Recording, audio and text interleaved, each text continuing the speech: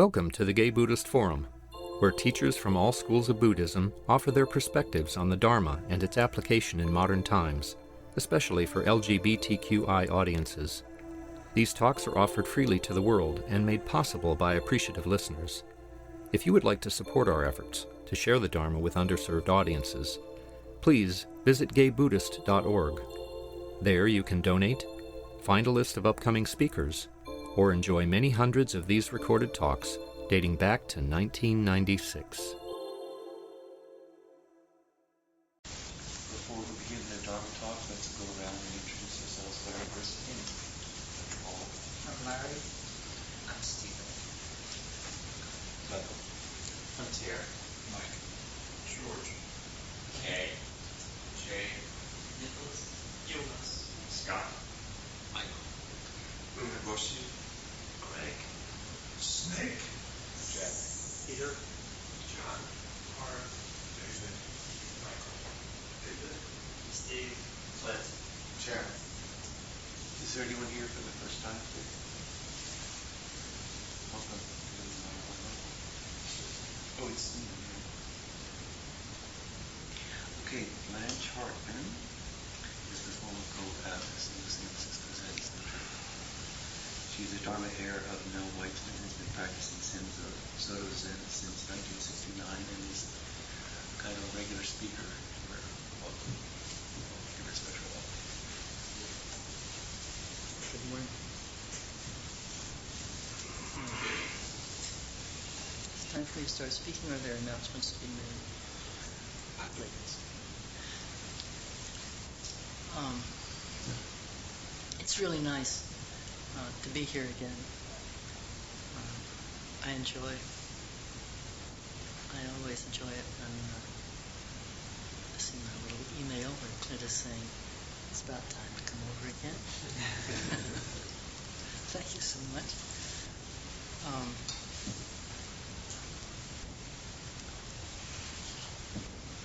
I noticed in the newsletter a very interesting thing. My mother was an English teacher, and she used to be very strict about spelling and punctuation. I never realized punctuation can make a difference. And when you're transcribing something from a tape, you don't know exactly where the punctuation is. So if you got the impression from reading in the newsletter that the Buddha started turning the first turning of the wheel of Dharma before he sat down under the Bodhi tree, that's because there's a misplaced punctuation. I think I said something like, after his enlightenment, the Buddha gave the first turning of the wheel of Dharma. And then I said, he spoke with the friends with whom he had practiced asceticism before he accepted the rice milk and sat down under the Bodhi tree. And then went on to say what he said in the first turning of the Dharma, but it came out.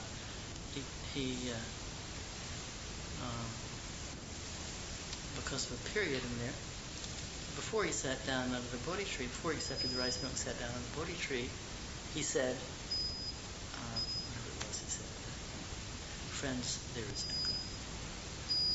So that's my fault, because it was offered to me to edit, and I didn't catch it. So, yeah, he didn't turn the wheel of Dharma before he sat down under the Bodhi tree. It was after, just in case.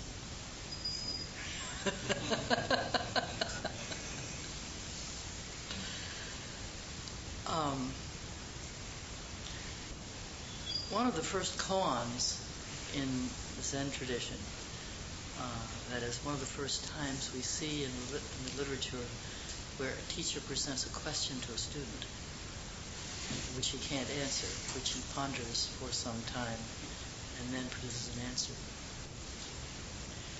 is recorded as an exchange between the sixth ancestor sixth Chinese ancestor who lived in the 9th century. And his first disciple who came to him, Huaizhang, Nanyue Huaizhang. And Huaizhang arrived at Shaoxi, and the sixth ancestor said to him, "Where have you been?" He said, "I've come from Mount Song." And then the ancestor said to him, "What is it that comes like this? Or what is this and how did it get here? Or what is it that thus comes?" Various translations. And Huaizhang couldn't answer. So he practiced with him for 8 years, according to the story, and then he had some clarity. And he went to see the ancestor and said, "I have an understanding." And the ancestor said, "Well, what is it?" He said, "To say that it's like something misses the point. To say, to name what this is, for each one of us, how can we say what this is? It's even more, it's not even who is this, but what is it? This question, what is this and how did it get here, is a very interesting question. And we all ponder it from time to time. But in the Zen tradition, it's really an essential kind of question. Who do you think you are? What do you think you are? Do you think you're some separate something? Some separate, substantial something that all these things keep happening to in your life, or that keeps doing all of these things? Or are you a part of all that is? Are you just a part of everything? And it's what happens to you and what you do created out of all of the causes and conditions that have happened in your life. Is there some real something here to which everything happens? Is there some substantial core of something that you think you are? This is a really big question in Buddhist understanding. In Buddhist understanding, since Nagarjuna, at least, there is this notion of shunyata, which is sometimes called emptiness or the void. It doesn't quite get it. It's really a synonym for shunyata would be conditioned arising. That everything that happens, including everything that happens here with this being, comes through innumerable causes and conditions that culminate in this particular event. It's like a stream. I was standing and watching Tassajara Creek once, and the question arose in me, what exactly is Tassajara Creek? We all know what we're talking about when we say Tassajara Creek. We could go and get in it, or wash our face in it, or wade through it, but what is it? Is it the water? The water's changing all the time. Is it the rocks? Is it the banks? Is it what?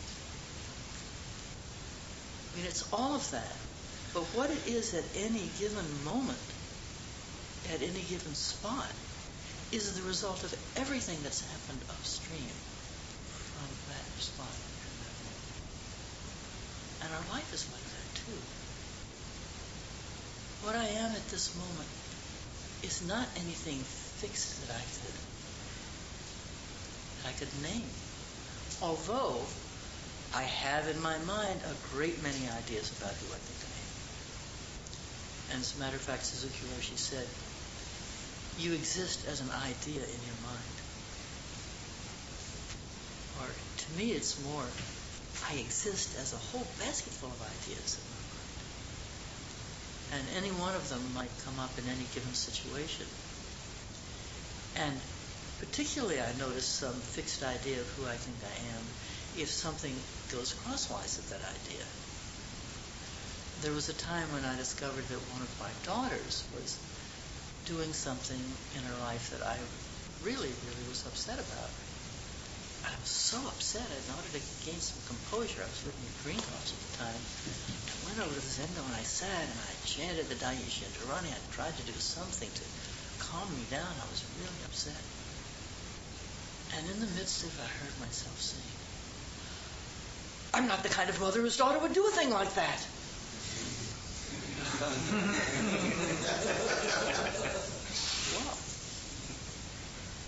she's my daughter, I'm her mother, and that's what she's doing.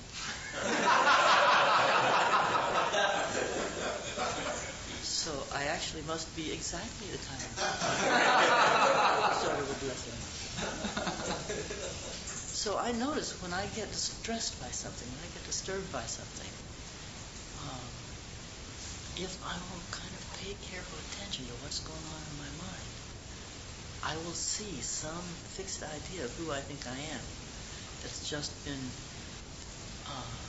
knocked aside by whatever is this event that's distressing me. Some precious self-image has just been smashed like a broken teacup. And so I find it very useful when I find myself upset by something to be curious about, oh, here's another idea of who I think I am. I wonder who I think I am right now.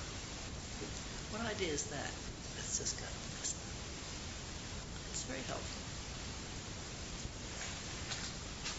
So when Waijan came back, he said, just to say that it's like something, or to say that it's something, misses the point.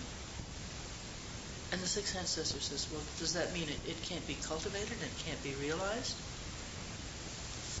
He said, well, it would be wrong to say it can't be cultivated and it can't be realized. It's just that it cannot be defiled. And the ancestor says, just this which cannot be defiled is what all the Buddhas and ancestors protect. I'm like this. Is what all the Buddhas and ancestors uphold and protect. I'm like this, you're like this. So what is this in each of us that cannot be defiled by all of our ideas? What is this life force that expresses itself as this one?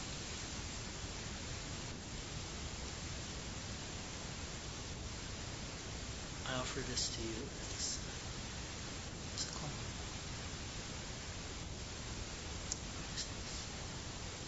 So, there is a the story I like very much about two monks who lived in the 9th century. And their names pronounced in Japanese are Seppo and Ganto. Their names pronounced in Chinese, and since they're Chinese, I will try to remember to use those names, are Shuifeng and Yento. And Suzuki Roshi commented on this. Shuifeng was born in 822. Yento was born in 828. And Suzuki Roshi said, Shuifeng was a good example of a well-trained Zen master. 3 times a visitor to Tosu and 9 times an attendant to Dongshan became one of the catchwords of Zen practice, signifying Shuifeng's hard discipline. These monks in China at this time, particularly at the time of Shuifeng, actually when he was about 20, there was a big persecution of Buddhists, and many, let's see, she describes it, metalware throughout the land was turned into coin, including temple bells and images of Buddha. 4,000 temples were destroyed. 26,500 priests and nuns were cast out of the order, along with 2,000 priests of other religions, except Taoism. And so during that time, the monks traveled all over from mountain to mountain, wherever there was a teacher, to study. And they walked. It's commented many times how many straw sandals he wore out, for example, walking from mountain to mountain. And in this case, Shui Feng climbed Dongshan, Mount Dong, 9 times. It's quite far up the mountain. Andy Ferguson took a tour to some of the temples of some of the early ancestors a few years ago. And the people who went said it was really way back up in the mountains. They finally had to, the bus couldn't go there. They had to ride in the back of a truck, which they found, which would take them up there. But these folks walked up there 9 times. They were really desperately seeking how to live. What was a true way to live? How to understand this life? And they were seeking with great effort and great sincerity. And I kind of identify a little bit with Shui Feng just for this very reason. He worked so hard. It took him a long time to understand. And yet he turned into a great and compassionate teacher and had very many monks who studied with him, very many monks who came to some awakening with him. One of them was the very famous monk Umon, or Yunyan, Umon in Japanese, Yunyan in Chinese pronunciation, about which a lot has been written. Many, many of the cases in the Blue Cliff Record, a famous collection of stories of Zen masters, or stories about Yunyan's teaching. And he was Shui Feng's disciple. So, in the long term, he had many disciples, but took a very long time to come to some understanding himself. And the occasion of that was when he and Yento were on pilgrimage yet again, and they got snowed in. They got snowed in on Turtle Mountain. And Shui Feng was sitting, and Yento was just, lying there resting, waiting for the snow to melt. And,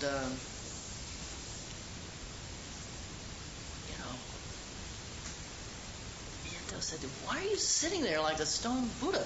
We're snowed in here like a fortress. We're not going to get out for days and weeks." And Shui Feng said, "Why are you just lying around like that? I can't do that. I'm not yet clear. I don't feel in my heart. I don't understand how to live."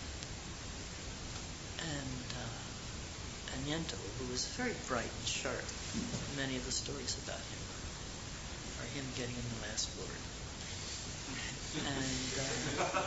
And he said, "Oh, I'm surprised to hear you say that. Well, tell me what you've understood, and maybe I can help you."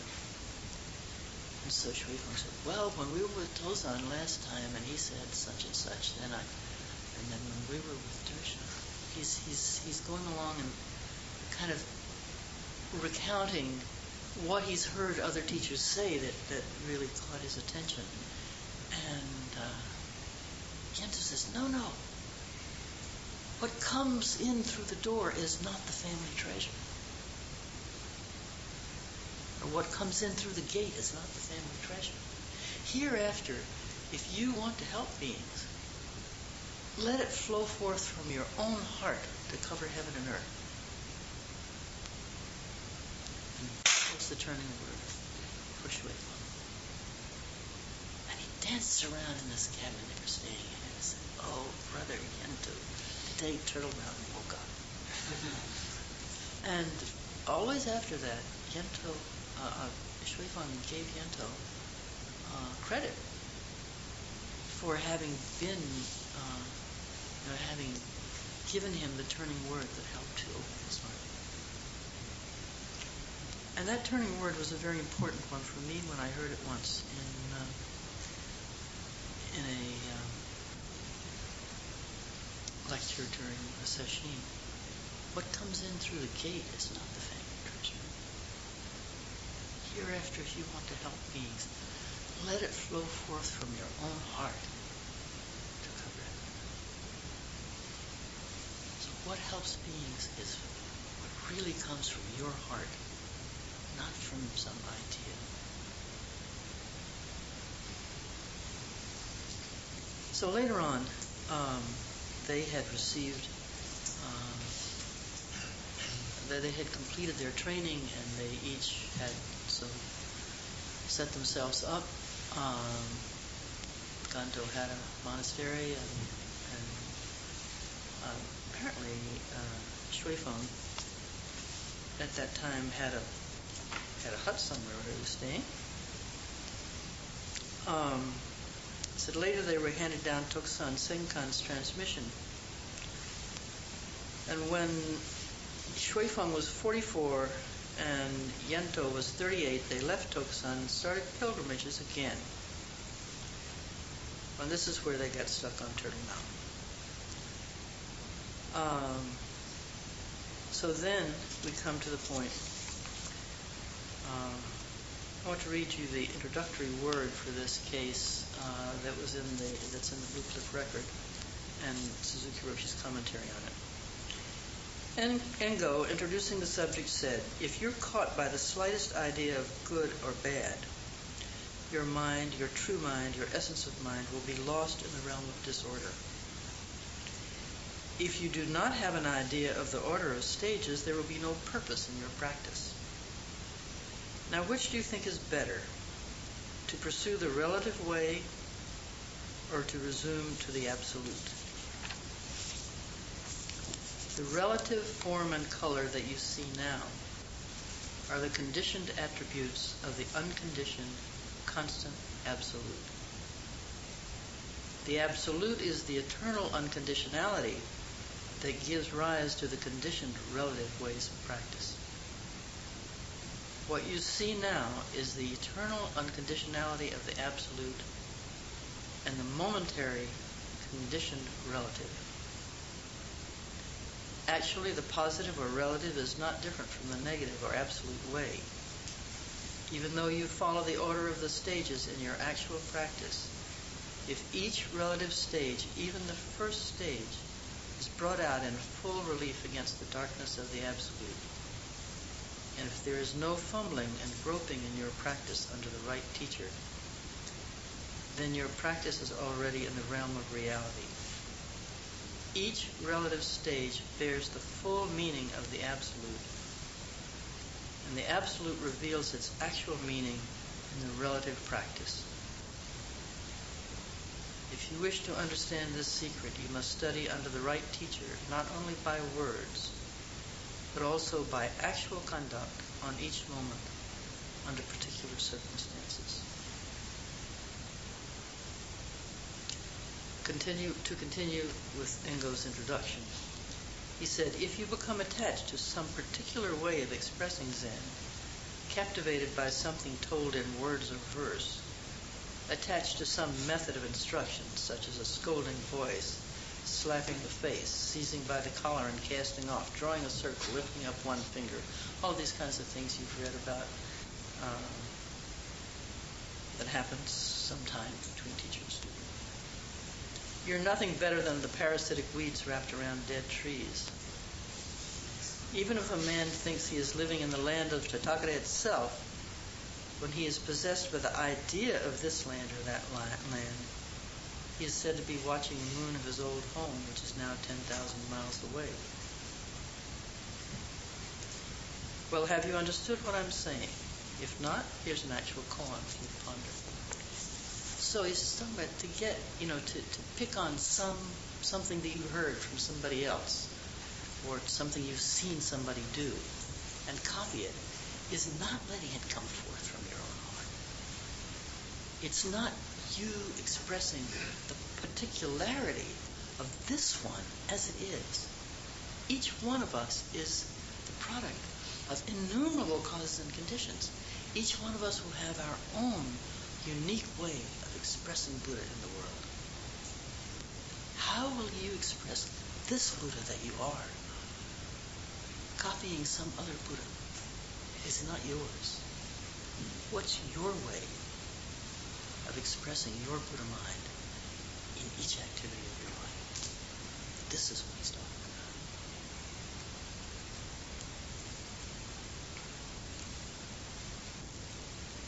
So the story about different translation. When Shuifang was living in a hut, there were two monks who came to pay their respects. Seeing them coming, he pushed open the door of the hut with his hand and popped out and said, "What is it?" One of the monks said, "What is it?" Shuifang lowered his head and went back into the hut. So the monks kept going. And later, the monk came to Yento's place. And Yento asked, "Where are you coming from?" The monk said, "I've come from Lingnan." Yento said, "Did you ever go to Shuifang?" The monk said, "I went there." Yento said, "What did he have to say?" And the monk recounted the preceding story. Yento said, "What did he say after all?" The monk said, "He said nothing. He lowered his head and went back inside the hut." And Yento said, "Oh, alas, it's too bad I didn't tell him the last word before. If I told him, no one on earth could cope with those Shuifang." So the monk stayed with him, and at the end of the summer, the monk brought up this preceding story to ask for instructions. Yento said, "Why didn't you ask earlier?" The monk said, "I didn't dare to be casual." Yento said, "Although Shuifang is born of the same lineage as me, he doesn't die in the same lineage as me. If you want to know the last word, just this is it."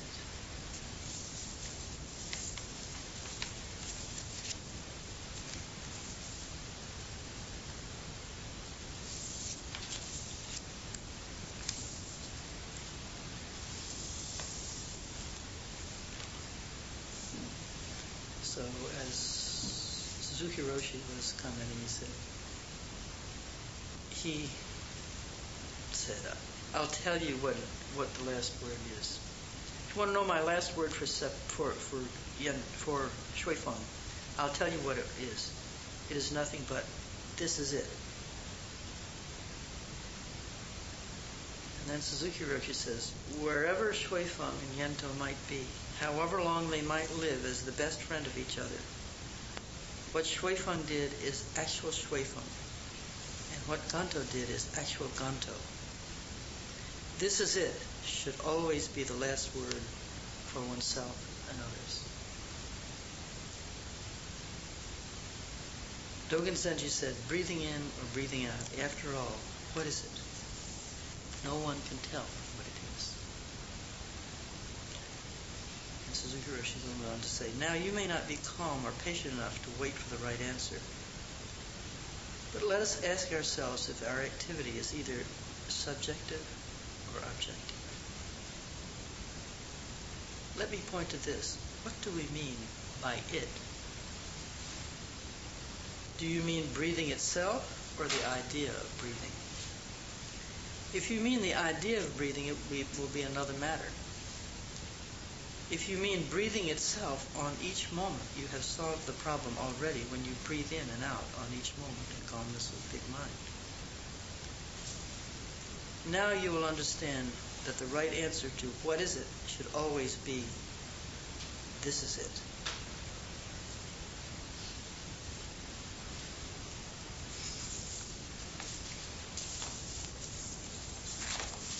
have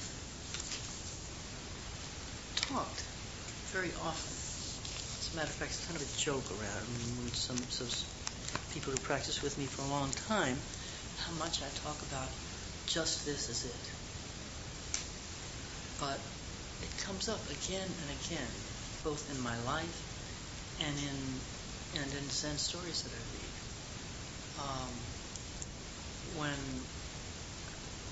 the sort of progenitor of the Soto Zen lineage that I happen to be in, Tozan, Dongshan, was leaving his teacher, Yunyan. His teacher said to him, "Where are you going?" And he said, "I don't know."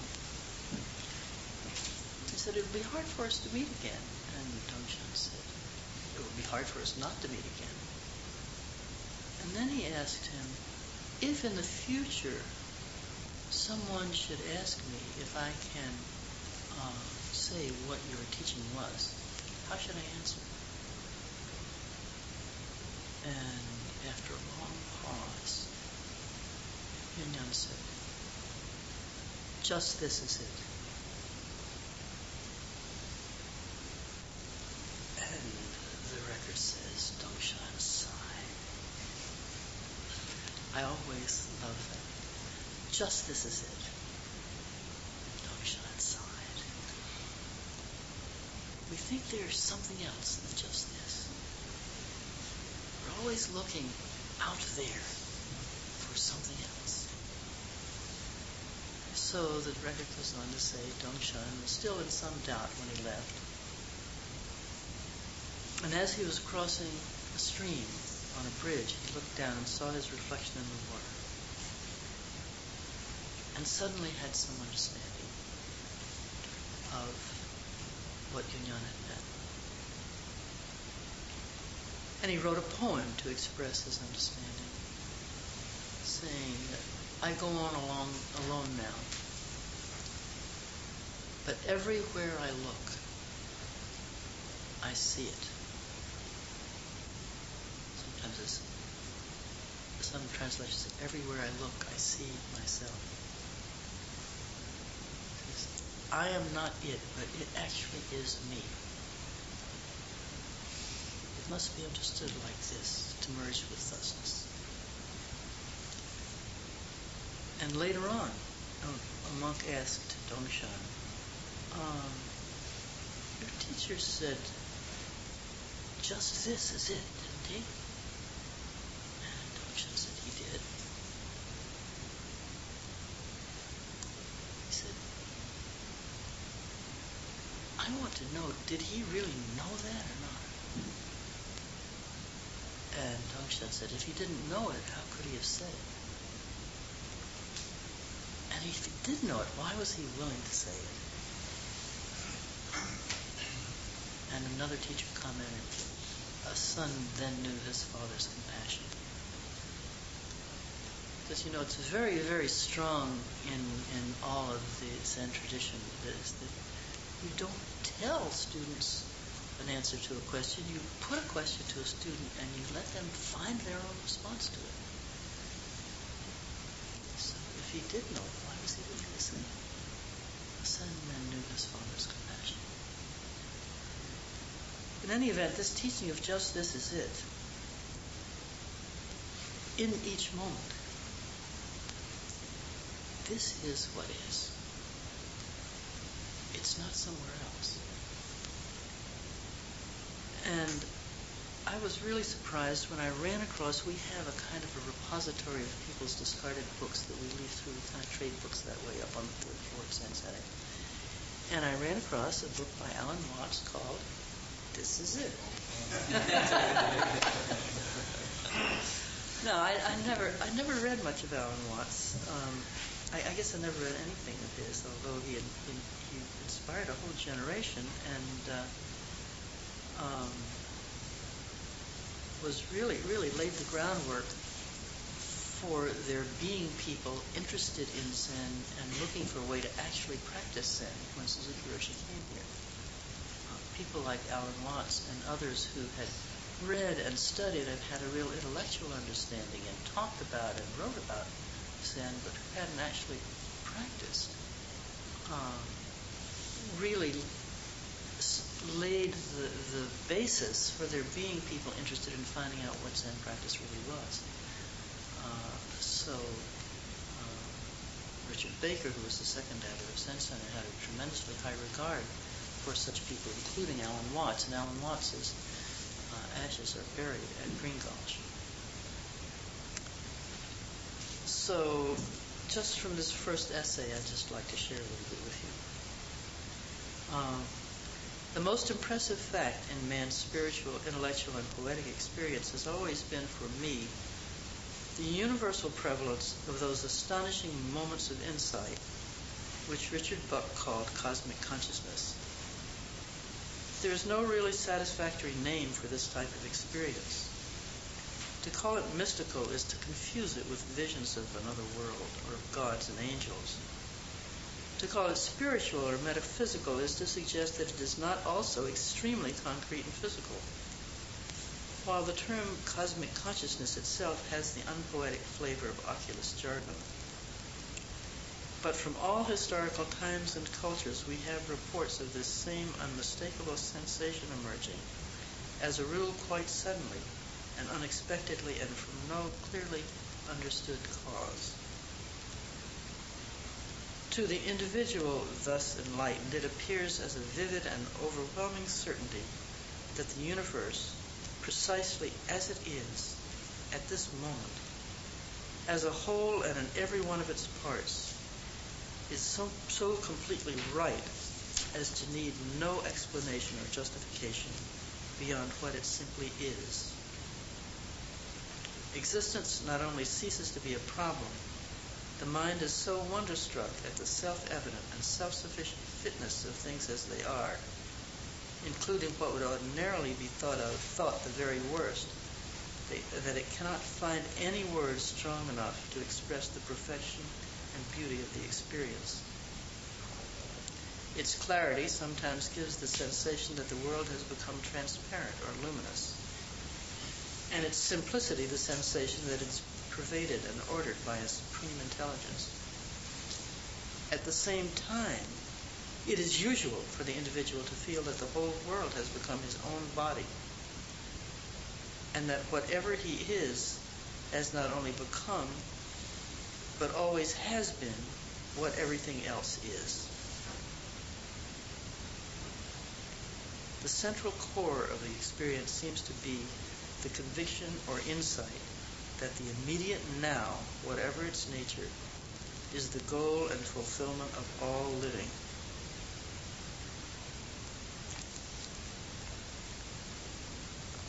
So it is surprising to me how many people I meet with have had some moment of clarity like that.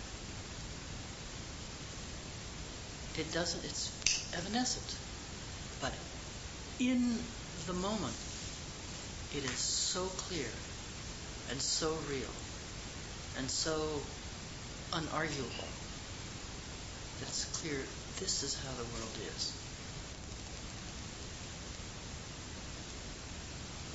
I had such a moment before I ever heard of Zen, but for me the important thing was, who understands this? Who knows about this? How can I find someone who knows what this is? Some people, if they have such an experience, all they can think about is, how can I hold on to it, or how can I get it back? And they may spend their life trying to get back to something that's already flowed downstream, which is really sad, because people can be stuck there for years looking for that ecstatic moment that they once had.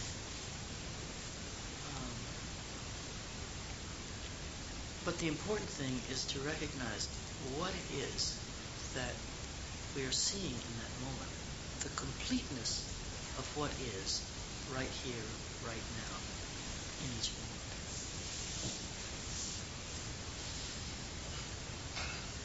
The connection that we have, this feeling that we include everything, and everything is included within us.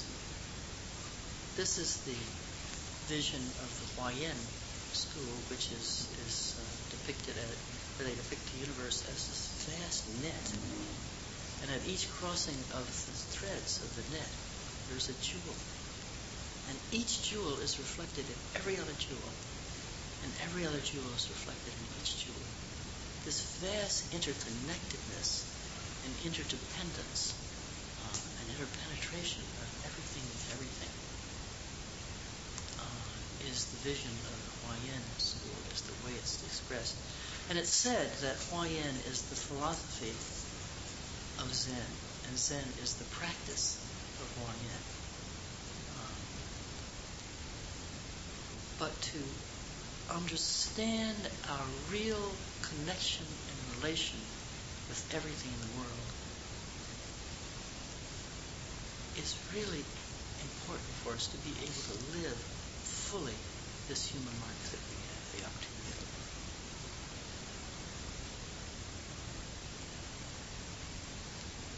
It's such a moment of clarity is a gift.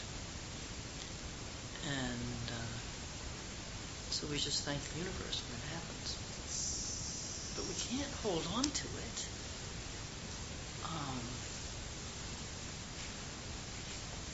It's now. It's not, then what about the next? If we try to hold on to that and it's going on downstream, what about this now? And this now? And this now? How can we be alive in each moment as it is? How can we express fully this life in each moment as it is? I believe that's the teaching of just this is it. Thank you.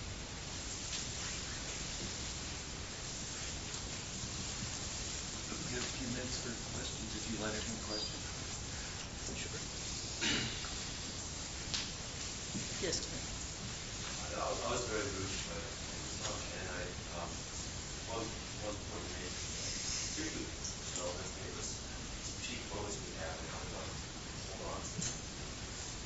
And I had in my life several peak moments that were quite ecstatic, right? That were full of love, full of power, and just open to the universe. And a more common reality in my life is being very shut down and very judgmental and full of rage and frustration, particularly lately. And Understand. yeah, and I'm not trying to make politics discussion, but I feel that a lot, and I feel that I hate being that person, even though it's a person I'm very familiar with, and I keep harking back to those times where I felt powerful and free and loving. And I see it as a trap because, I understand intellectually it's a trap. Because, for example, you said, I'm not in a moment, I'm trying to grasp onto this thing and try to maybe even recreate it. But at the same time, I don't enjoy being a shut down, individual person, which might be the reality of the moment. Yeah. Maybe you can address that. Yeah, all I know to do when those kinds of moments come up, when I find myself being very judgmental and separating, it's a very separating kind of feeling when I start getting judgmental and isolated, is to notice, I'm feeling judgmental now. And it feels really crummy. This is happening in my mind. I actually have some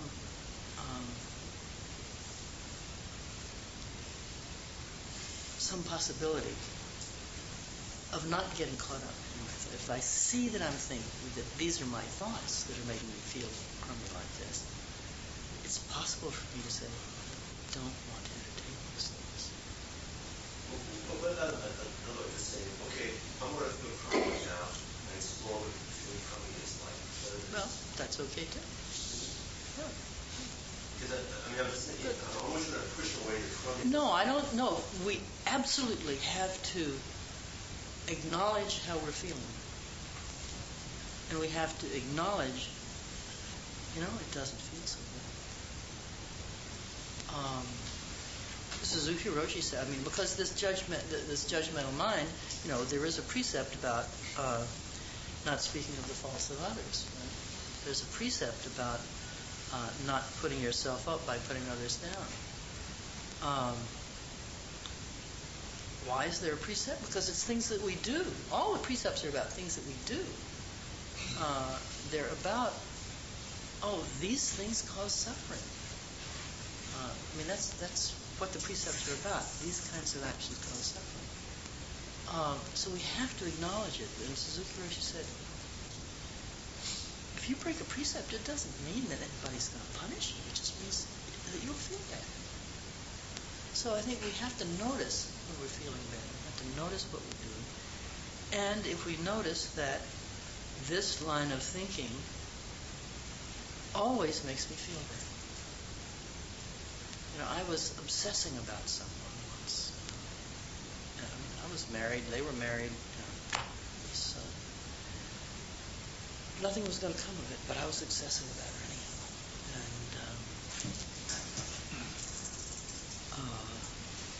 And one day I went into the Zendo at the early morning in Sesshin. Early morning at Greenbelts is really, really pretty. If you bake muffins, you've been out there in the early morning. I was out standing by the pond, and there was a great blue heron on the pond. It was just one of the twilight of the morning. It's really beautiful. I went into the Zendo and started sitting, feeling really good. And the thought of my friend came up. Then I started thinking, isn't it too bad? Maybe we just go away for a weekend. And all of a sudden, I was just feeling really crummy. And I thought, wait a minute. I was feeling really, really good. And now I'm feeling really, really bad, and nothing has happened. I've just been sitting here. I did that all myself. When I discovered that I was doing it with my mind, that was so obvious. I wasn't doing anything. I was just sitting silent. How did I do that? And it didn't take very long after that for me to see. Each time the thought came up, I'd say, okay, you can go with that thought and you're going to feel like hell in a few minutes. Or you can put it down. And I would just go back to my breath with real effort. And it was probably not more than 2 or 3 weeks that obsession was over. We're now very good friends, and that particular fantasy life that I was playing with is gone.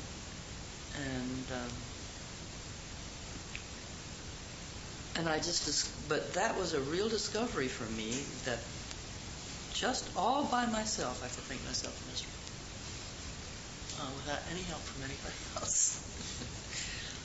But I first have to see what I'm doing, and I have to see, is this something I can actually do anything about or not? And very often it's not something I can do anything about. And so I need to just say, well, that's how it is. And get on with my life. So I don't mean to kind of ignore what's going on when there are really serious problems happening. But I mean to do what you can do without getting totally freaked out about situations that you can't fix, that are really, really, maybe really heartrending. And you may have to, you may feel brokenhearted about it. Today's New York Times had a story about pollution in China that is unbelievable. Really heartbreaking.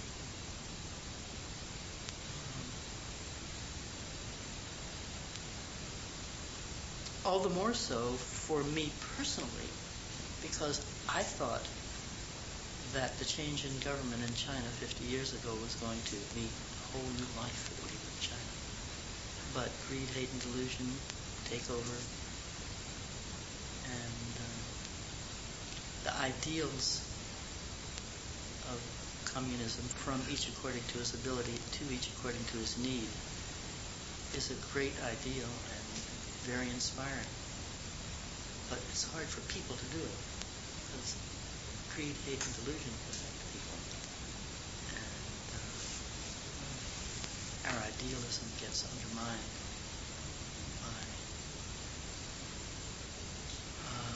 self-concern and self-blame.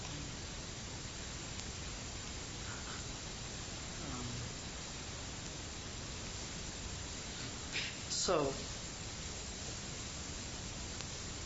there's nothing to, just to notice that, to notice how you're feeling on each moment and to be willing to be with that feeling with some care and some kindness, and not to criticize yourself for feeling that way. But you might notice that feeling that way doesn't improve the situation that you're feeling bad about.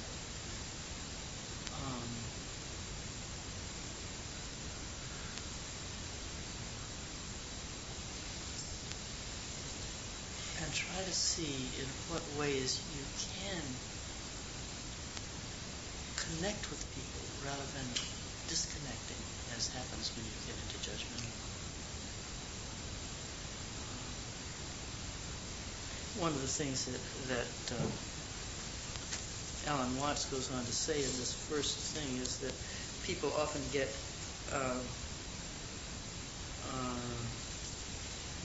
kind of attached to it says, surrounding and flowing from the insight about the immediate now is an emotional ecstasy, a sense of intense relief, freedom, and lightness, and often an almost unbearable love for the world, which is, however, secondary. Often the pleasure of the experience is confused with the experience, and the insight is lost in the ecstasy, so that in trying to retain the secondary effects of the experience, the individual misses its point that the immediate now is complete even when it's not ecstatic. For ecstasy is necessarily impermanent in contrast in the constant fluctuation of our feelings, but insight, when clear enough, persists. That has been my experience in the most profound insight that I had, which is what turned me toward practice, which was standing face to face with a riot squad policeman and having the experience of identity with him, which blew my mind, because at that moment a riot squad policeman was, in my conceptual mind, the opposite of me. And to have an actual experience of identity was beyond any concept I had. But it's what actually, it was so real, it turned me toward trying to find out who understands how a riot squad policeman and I can be identical. Say, who understands how I and a riot squad policeman can be identical? And it wasn't until I met Suzuki Roshi that I felt this is somebody who understands that experience. And because he looked at me in such a way that I didn't feel separate from him, and I knew he didn't feel separate from me.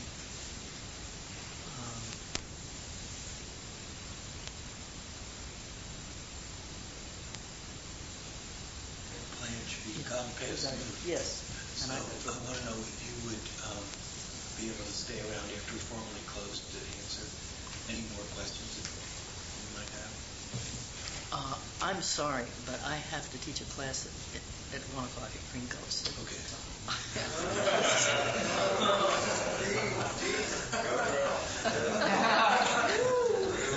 That's it. All right. So, but it's been really nice being here. I'm sorry I can't stay longer.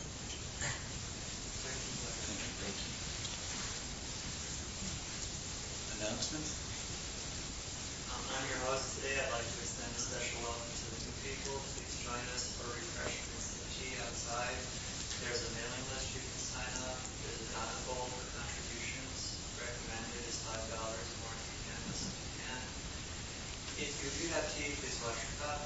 And some of us get together afterwards for lunch or 12:30.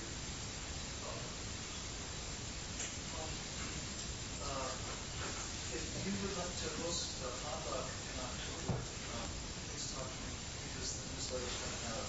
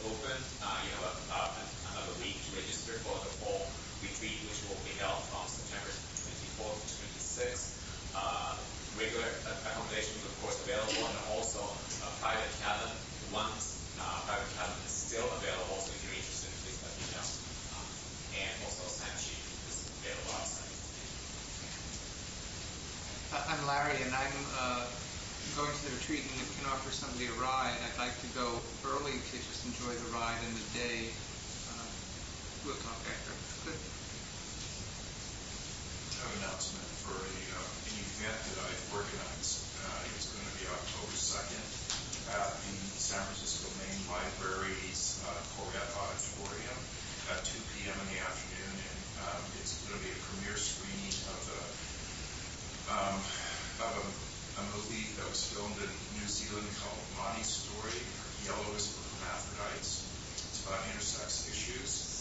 And I'm a board member of the Intersex Society of North America, and I posted a flyer on the board bulletin board out here for anyone that wants the details of that event. Okay, want to join hands, Blanche? Can you do this in a closing?